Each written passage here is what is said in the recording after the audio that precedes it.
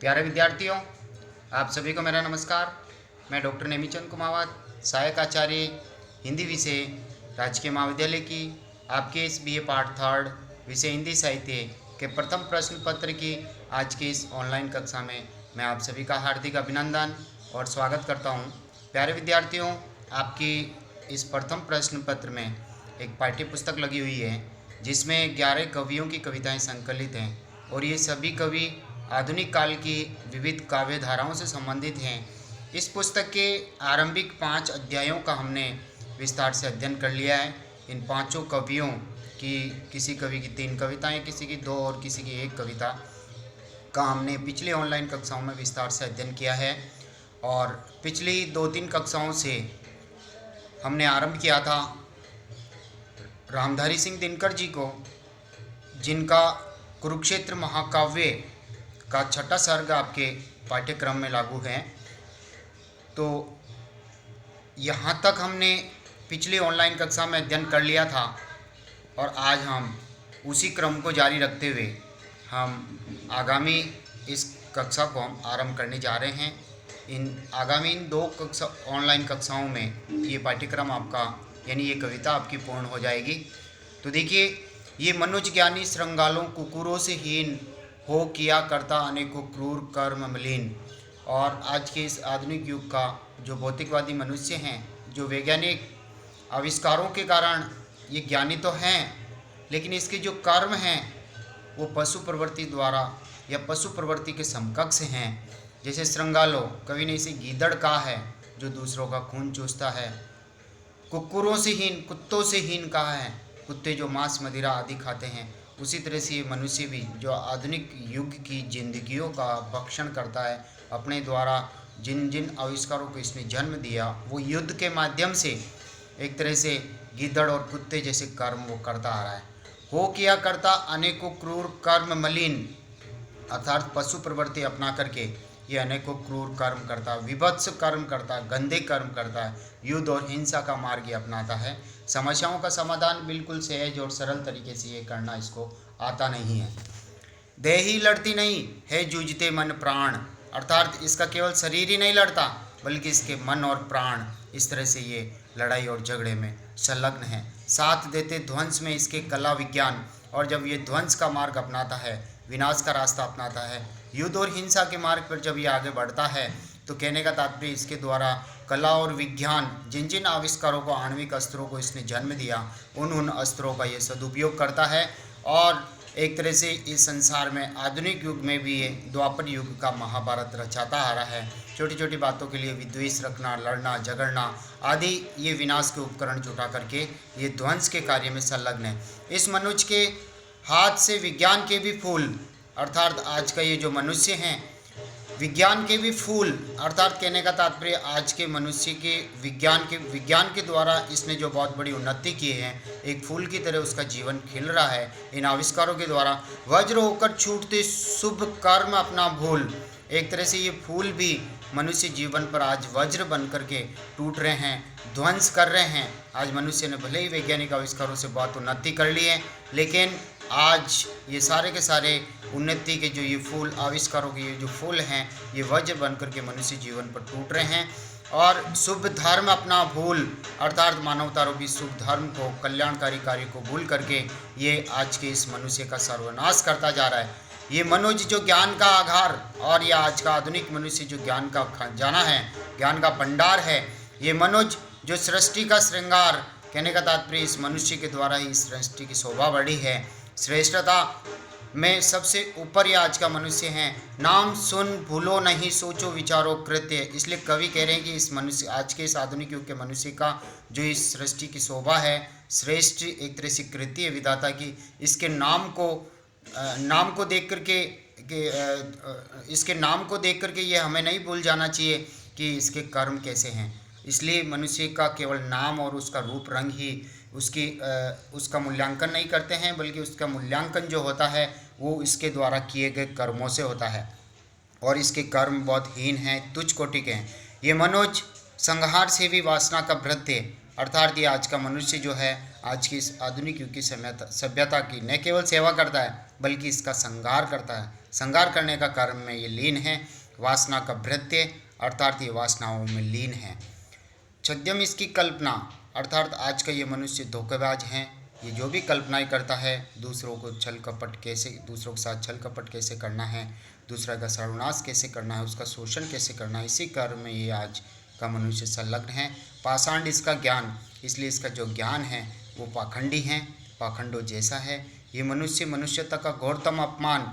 और ये आज का जो मनुष्य है, आज की इस मनुष्य सभ्यता, आज मानव सभ्यता के विध्वंस के कारण ये एक तरह से कलंक लगा हुआ है। जिस तरह से सुंदर चंद्रमा पर भी दाग लगा हुआ है, उसी तरह से आज की इस सभ्यता को सुंदर रूप में जन्म देने का जो मुख्य कारण आज का मनुष्य है।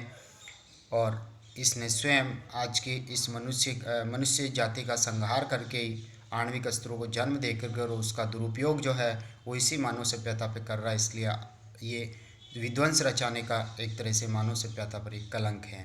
व्योम से पाताल तक सब कुछ है इसे ज्ञेय, यानी कहने का तात्पर्य आकाश से लेकर के पाताल तक समस्त चीज़ों का, पृथ्वी के गर्भ में क्या छिपा हुआ है, आकाश में क्या छिपा है, इन सभी पाताल में क्या क्या चीज़ें छिपी हुई है। या आज का मनुष्य इतना स्वार्थी हो गया है कि इसने एक तरह से सब कुछ तो ज्ञात तो कर लिया है अपनी बुद्धि बल पर न यह परिचय मनुष्य का, यह न उसका श्रेय।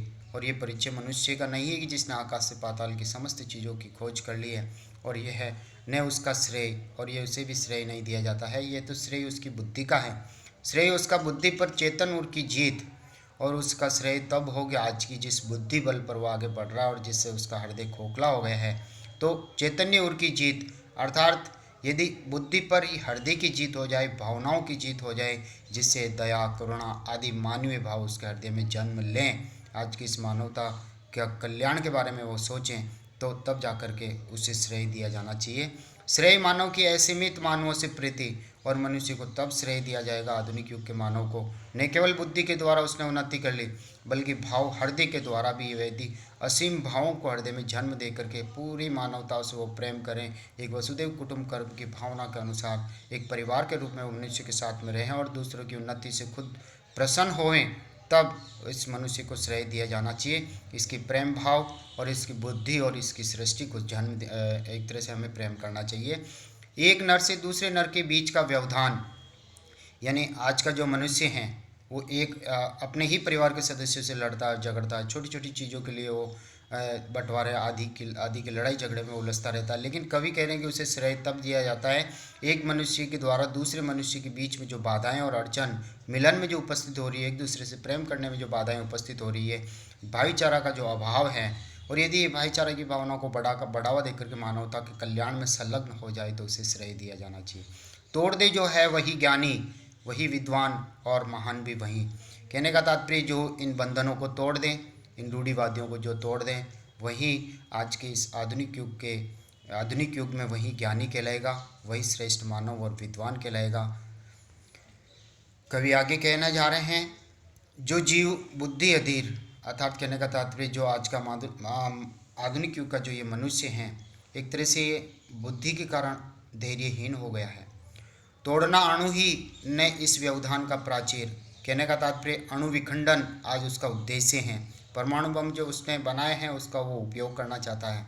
न इस व्यवधान का प्राचीर अर्थात बिना बाधा के ये कर्म में लीन है, केवल परमाणु बम और हथियारों का सृजन करने में लीन है, जबकि इसे ये ज्ञात नहीं है कि इनका उपयोग किसके ऊपर होगा, इस मानव सभ्यता के संहार पर होगा, जिसमें उसके खुद के भी पुत्र भाई बहन सब कुछ परिवार कुटुंबी समाज के सभी लोग उसमें निवास करते हैं और उन सभी को अपना निशाना बनाता है। तो इसलिए आज के मनुष्य को ये श्रेय नहीं दिया जाता है। वह नहीं मानव मनुष्य से उच्च लघु या भिन्न, और उसे मनुष्य नहीं कहा जा सकता। फिर नहीं तो वह मनुष्य से किसी से उच्च है, मानवता से उच्च है, और नहीं लघु या फिर भिन्न। वे एक विचित्र प्राणी हैं, चित्र प्राणी हैं, किसी अज्ञात ग्रह का चिन्ह, अर्थात हो सकता है वह किसी अज्ञात ग्रह से भटक करके इस पृथ्वी तल पर आ गया है, जो अपने आप को एकांकी और अकेला महसूस कर रहा है और समाज के लोगों से अपने आप को भिन्न मानता है। स्यात् मंगल या शनिचर लोक का अवधान, और कवि यहाँ कह रहे हैं कि शायद ये मंगल ग्रह, मंगलयान या फिर शनिश्चर यानी शनि ग्रह के लोग से ही ये शायद भटक करके, रास्ता भटक करके इस पृथ्वी तल पर आ गया है, क्योंकि ये दोनों ग्रह ही मनुष्य का अनिष्ट करते हैं और उन्हीं का ही अंश मात्र है, तो पृथ्वी तल पर आकर के मानव सभ्यता का अनिष्ट करता है। अपने ही परमाणु बम्बों हथियारों का प्रयोग ही मानव सभ्यता पे कर रहा है। अजनबी करता सदा अपने ग्रहों का ध्यान, इसलिए अजनबी व्यवहार करता हुआ इस पृथ्वी तल पर ये केवल उन्हीं ग्रह नक्षत्रों के ध्यान में केंद्रित है, केवल खगोलीय और भूगोल के बारे में ये चिंतन मनन करता है। मानव सभ्यता के चिंतन या इसके कल्याण के बारे में ये नहीं सोचता। रसवंती भूखे मनुज का श्रेय, यानी कहने का तात्पर्य धरती माता जो है, इस धरती माता के मनुष्य का तो ये श्रेय नहीं है कि वो यहाँ आकर के सबके साथ हिंसा, द्वेष, इस तरह की भावनाएं रखें। यहाँ का जो मनुष्य होता तो सब में मानव से वह प्रेम करता, समाज से वह प्रेम करता, परिवार से वह प्रेम करता और मानवता की उन्नति और कल्याण के बारे में सोचता है। इसलिए ये मनुष्य जो है, आज का आधुनिक युग का मनुष्य, ये मंगल ग्रह और शनि ग्रह से छूटा हुआ एक छोटा सा टुकड़ा मात्र ग्रह का, इसलिए ये वहीं की एकांकी और अजनबी बातें करता है, यहाँ घुल मिल नहीं सकता। यह नहीं विज्ञान विद्या बुद्धि का ये आग्नेय, अर्थात कहने का तात्पर्य ये मनुष्य उसी आग में जल रहा है, विज्ञान की आग में जल रहा है, वैज्ञानिक आविष्कारों की आग में जल रहा है। उसके हृदय में जो भावना है वो मार चुकी है। विद्या बुद्धि का ये आग्नेय, अर्थात विद्या रूपी बुद्धि बल के द्वारा इसने जिन आग्नेय अस्त्रों का जिनका निर्माण किया, जो अग्नि में जलाने वाले हैं, विश्वदाहक, और उसके आग्नेय अस्त्र रूपी अग्नेय अस्त्र जो ये बनाए हुए हैं, उसमें सारा विश्व दहक रहा है, जल रहा है। मृत्युवाहक, कहने का तात्पर्य वो मृत्यु का वरण करता है। सृष्टि का संताप, और इस सारे संसार के लिए वो दुखद घटना है। एक तरह से आणविक अस्त्र जब तक समाप्त नहीं होंगे तब तक इस सृष्टि पर जीना हराम होगा। कब युद्ध आरंभ हो जाए, कब इस मनुष्य के मन मस्तिष्क में कौन सी चीज़ें क्या रूप ले लें, इसलिए कहा नहीं जा सकता। आज का आधुनिक युग का जो मनुष्य का जो जीवन है,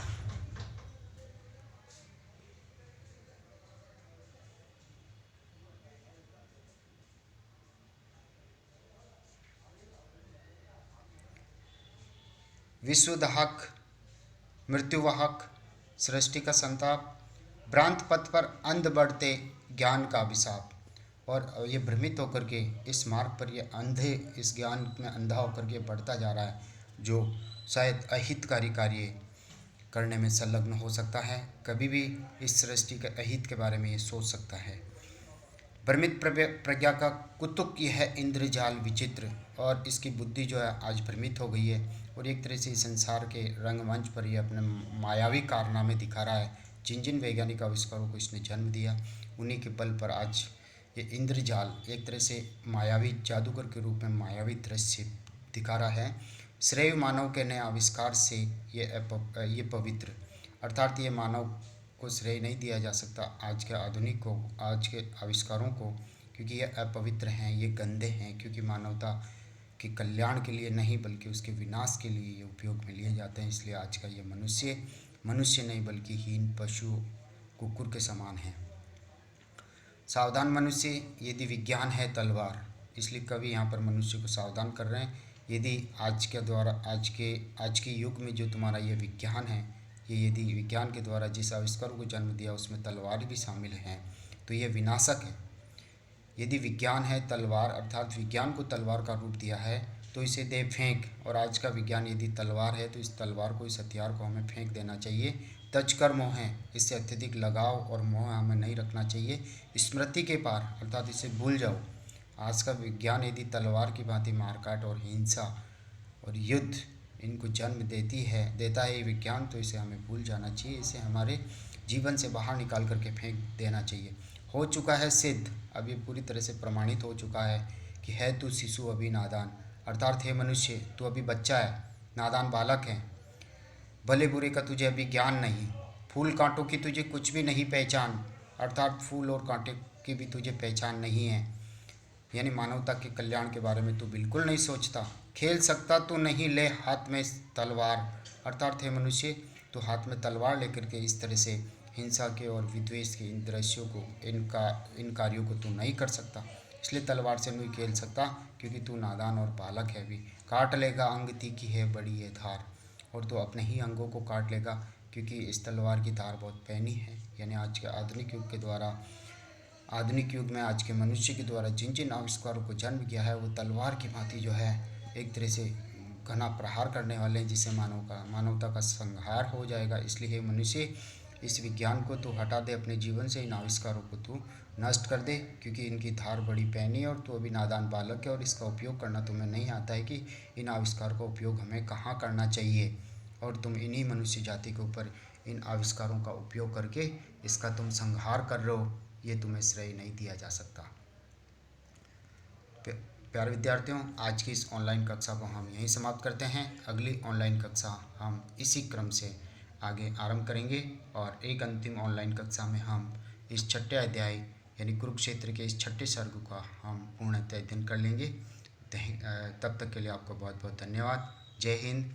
और यदि इन वीडियोज का आप पहली बार देख रहे हैं तो आप इन्हें लाइक और सब्सक्राइब करें, ताकि महाविद्यालय में आपकी ऑनलाइन उपस्थिति को सुनिश्चित किया जा सकते हैं। जय हिंद, जय भारत, थैंक यू।